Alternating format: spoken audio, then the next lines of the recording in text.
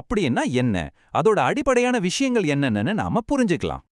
ரொம்ப சிம்பிளா சொல்லணும்னா, ஒரு பெரிய தொகையை கொடுத்து ஒரு பொருள் வாங்கும்போது அந்த முழு பணத்தையும் ஒரே தடவையா கட்டாம அதை சின்ன சின்ன மாசாந்திர தவணைகளா பிரிச்சு கட்டுறதுக்கு ஒரு வாய்ப்பு கொடுக்குது. இது உங்க மாசாந்திர பட்ஜெட்ல பெரிய சுமை வராம பாத்துக்கும்.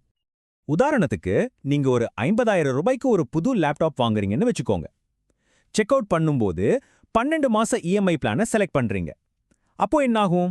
ஒவ்வொரு மாசமும் உங்க கிரெடிட் கார்டு பில் கூடவே இந்த லேப்டாப்கான ஒரு குறிப்பிட்ட தவணை தொகையும் சேர்ந்து வரும். அவ்வளோதான் விஷயம். சரி, நீங்க அந்த பே வித் இஎம்ஐ பட்டனை கிளிக் பண்ணிட்டீங்க.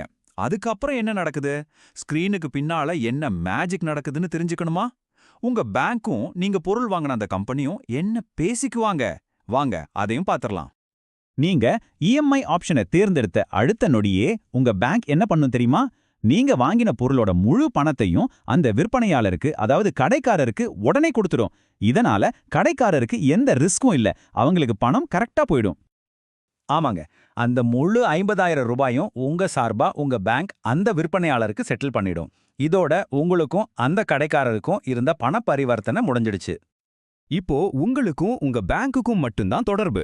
நீங்க வாங்கின பொருளோட அசல் தொகை, அதற்கான வட்டி, அப்புறம் சில ப்ராசஸிங் ஃபீஸ்னு எல்லாத்தையும் சேர்த்து நீங்க இனிமே உங்க வங்கிக்கு தான் மாசம் தவணையா கட்ட போறீங்க.